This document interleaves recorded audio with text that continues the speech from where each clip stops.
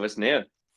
Well, Jack's predictions of the 2023 Halloween Indio Fiesta have been questioned. There's some question marks around it, I guess. Yeah, With some logistical questions. Halloween down in what is it? Live Oak, Florida. Yeah, I was gonna say Florida, but yeah, Live Oak. Yeah, it's a real hotbed for consumption of delicious jams, I guess. Because okay. like there is some pretty serious bands playing at this Halloween. Not that I'm gonna go, but like your old buddy String Cheese, my old buddy Yeah. Pretty Lights.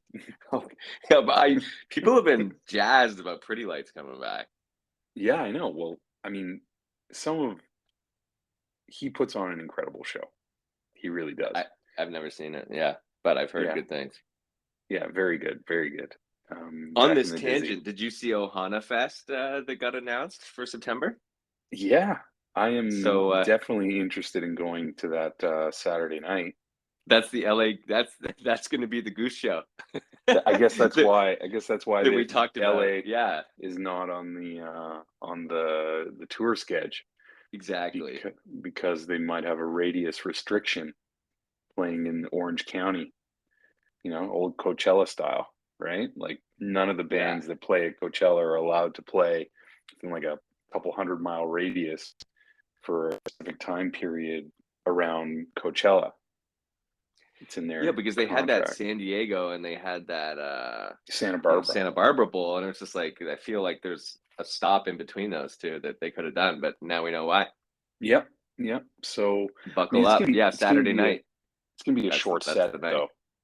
Like they're like Yeah. fourth on the from the top, so they'll probably be playing at like 4 o'clock in the afternoon, which will be I'm cool, into I that. guess. I'm into that.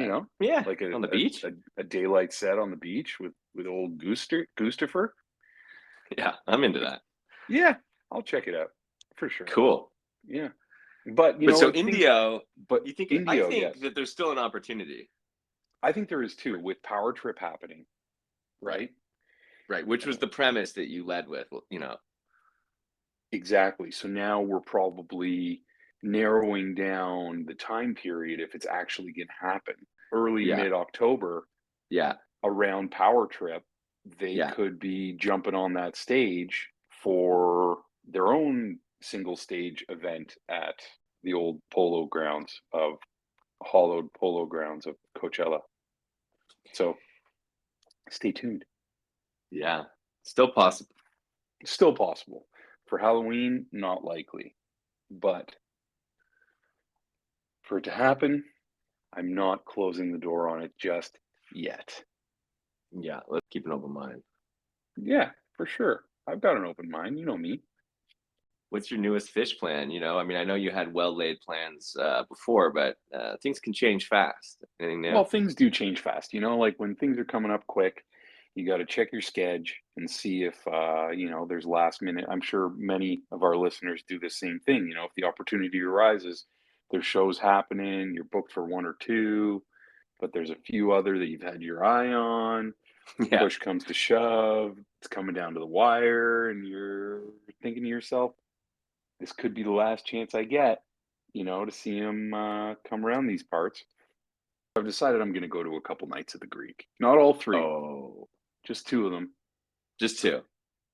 2 nights at the Greek, come back to LA on Wednesday, give myself enough time to relax, recover, rejuvenate in order to fully immerse myself in the 3 nights at the Hollywood Bowl, Wednesday night, Mm. Thursday night, recover, sleep for at least, 7 or 8 hours, rehydrate. Uh, yeah. So why not? The Greek will Five. be a good little warm up for you. I think so. I think that the band will be ready. They'll be jazzed. They would have just played 2 nights in Seattle. They're coming Hmm. into the Greek, haven't been there in 13 plus years. It is quite a special little venue. I'm not sure if anybody if you haven't, you should just go onto YouTube and check out like the 30-second Greek crowd pan from 2010. It's actually a pretty good, not so high resolution video, but just like some dude panned the crowd during cities, I believe, and everybody's just like in the groove, feeling it. And after seeing that, I was like, I thought to myself, all right, let's do it. It's time. My buddy had an extra ticket. Oh, sure. So, you know, I couldn't say no. He called me up. He said, "What are you doing? Because it's time. Coming down to the wire." I mean, let's be realistic. You were always going to go to the Greek, even though you spent the last few weeks pretending you weren't, right? I mean, Yeah, I mean, the Greek is just it was just natural. It's happened to me before, or like FOMO. It's FOMO with a PH. mm, You just am I gonna miss something? What if they right. play what if they play Walfredo? I've been chasing that song for like ever. Wow. Okay. So, you know, if there was ever a time, Mike, John, Paige, Trey, if you're listening, to bust out Walfredo, it would be like Monday or Tuesday at the Greek. But if you need to save it for the Hollywood Bowl, that's totally fine. I will allow that. Anything Mm. else you're chasing? I would have felt like at this point in time, you've seen it all. Well, I have seen a lot of pretty much everything. Not everything, but most. Mm, If I look at my stats, the most played song that I've never seen is like Take the A Train because they right. played that a lot back in the Early days. 1.0 area and Yeah. haven't played it in who knows how long. But, one of my like long running habits of attending these shows is nerdling or keeping the set list as it happens live. Like back in the day before we had like smartphones, I had a little notebook in my pocket with a pen.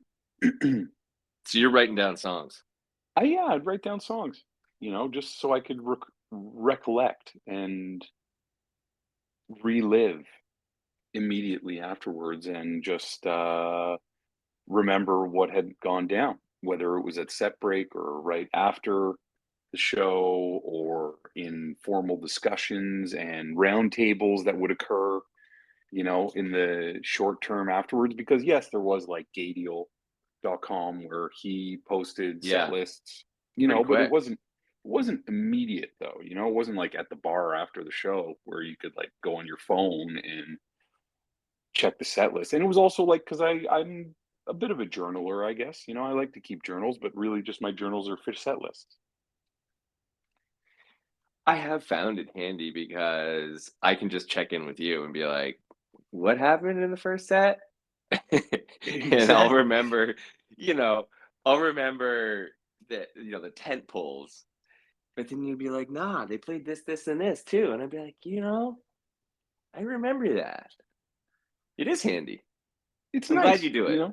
It's like an activity on top I of don't an do it. activity. Like fills me with joy, I guess.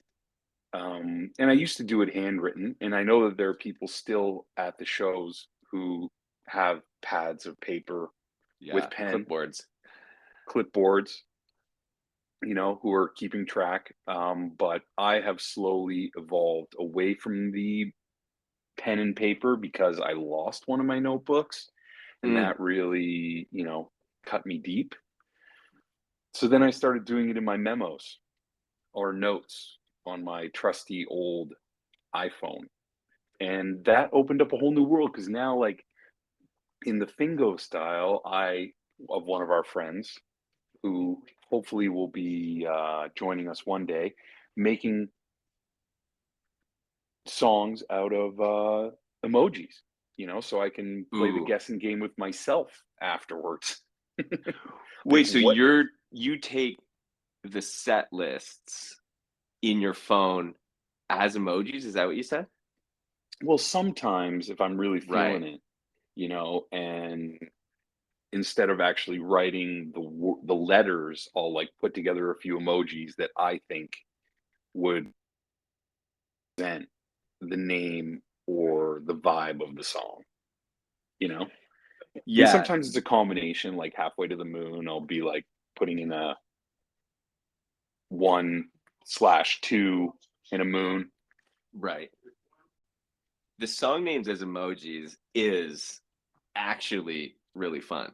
Um, you alluded to we have a Fingo player who endeavors to write every song as an emoji, and it's actually there are some brilliant emoji sets that There really is.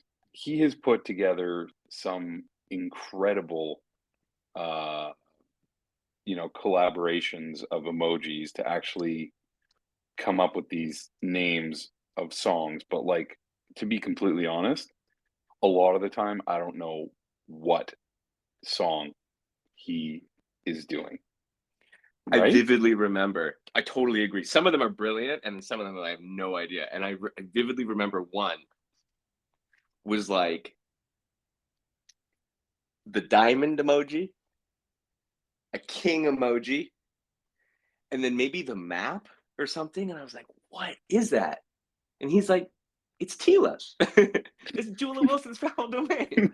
And it's like I remember my head just exploding and being like, "Holy shit! It is Yeah. Tila."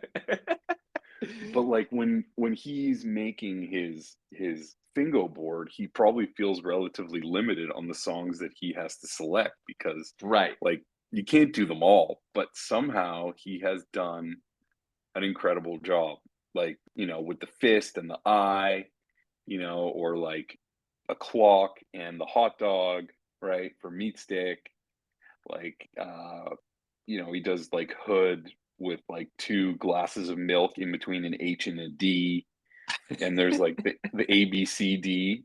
Like there's like the little letter emoji that's like a square that has ABCD on it, and then he just Yeah. does that with like an AG behind it for like ACDC bag.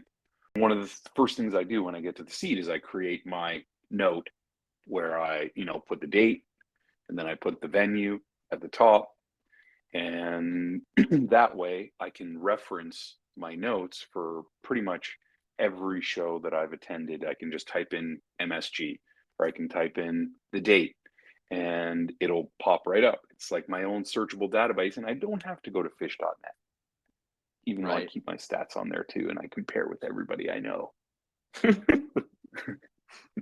So do you write the full song name or do you have certain abbreviations that you like to use? I do abbreviations. Sometimes I do song names. If I'm really into it, I will even keep time Ooh, for some songs, not all songs.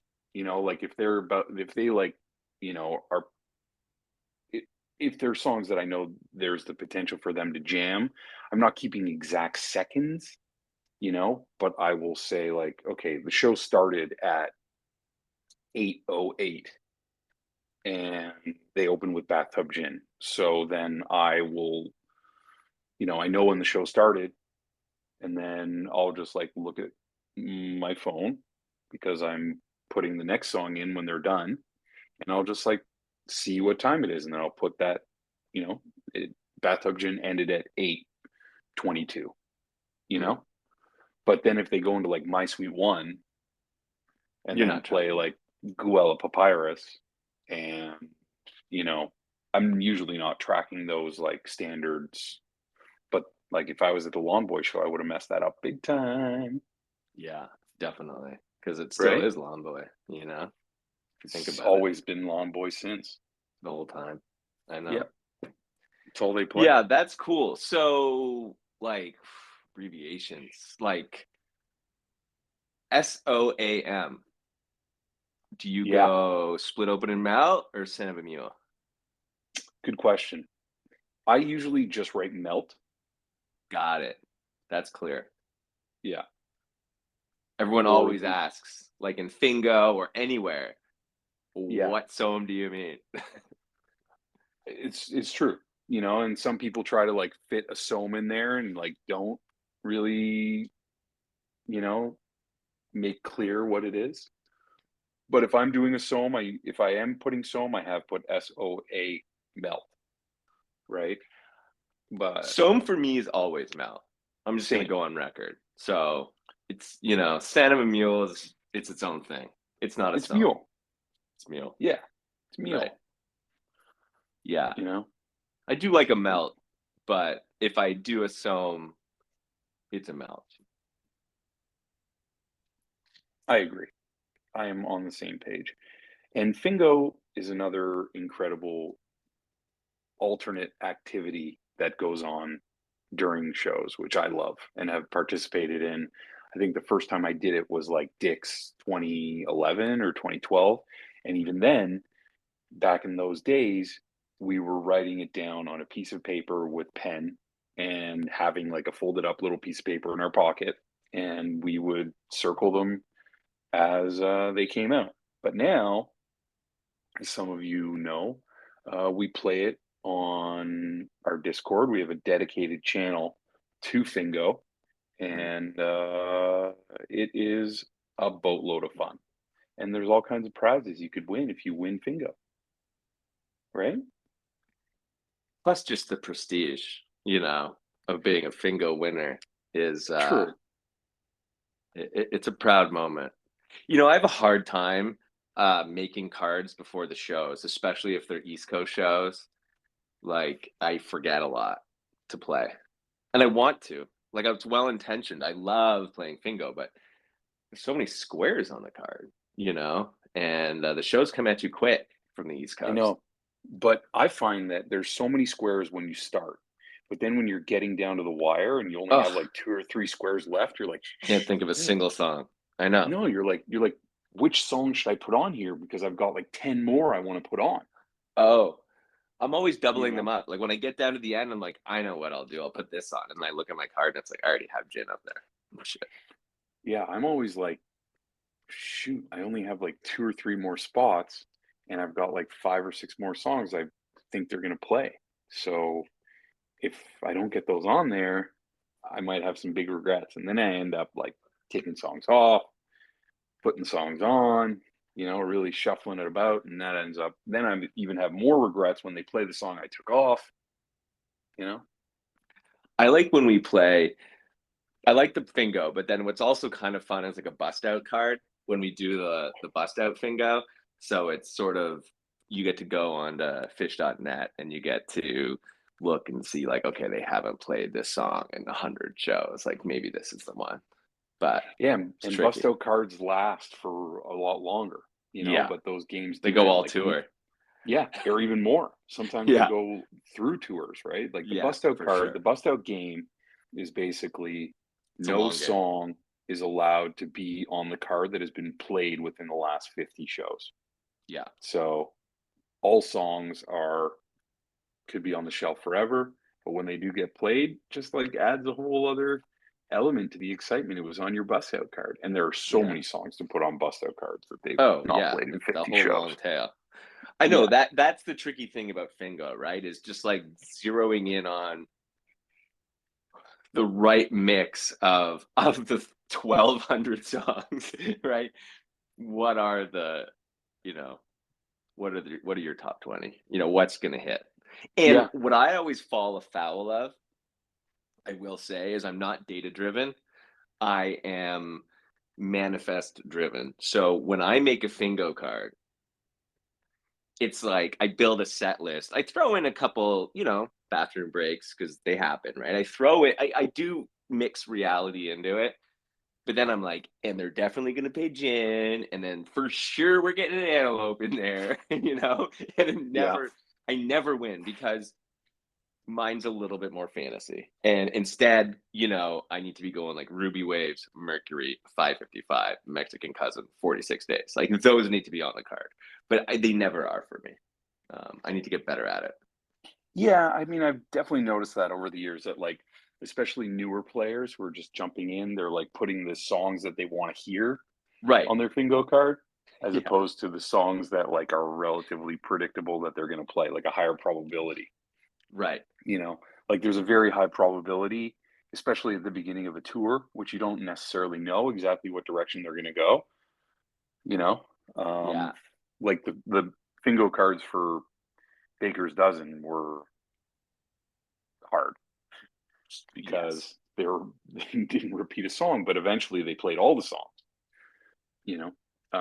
But with at the start of a tour, maybe they're not going to play Wolfman's Brother, and you got it as your center square because you think that they're going to open with it any night, every night, Yeah, or it MoMA throws your whole Dance. card.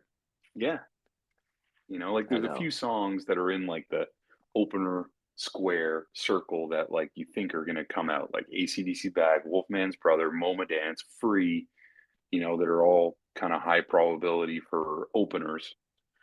But like they didn't play Tweezer in Mexico. Right. Yeah, So curveball. curveball. A lot of people had Tweezer on their card for like the third night because it was felt like it was a guarantee. Yeah. I mean, I'm doing the same thing in my head for Hollywood Bowl, right? It's like, well, I'm just gonna catch it all. I'm completely convinced that I'm gonna Yeah, hear all my favorites. It's like 3 days. That's so much music. But then you realize it takes an entire baker's dozen run to catch all your catch all your faves, it's not true. just 3 days at the bowl. Yeah.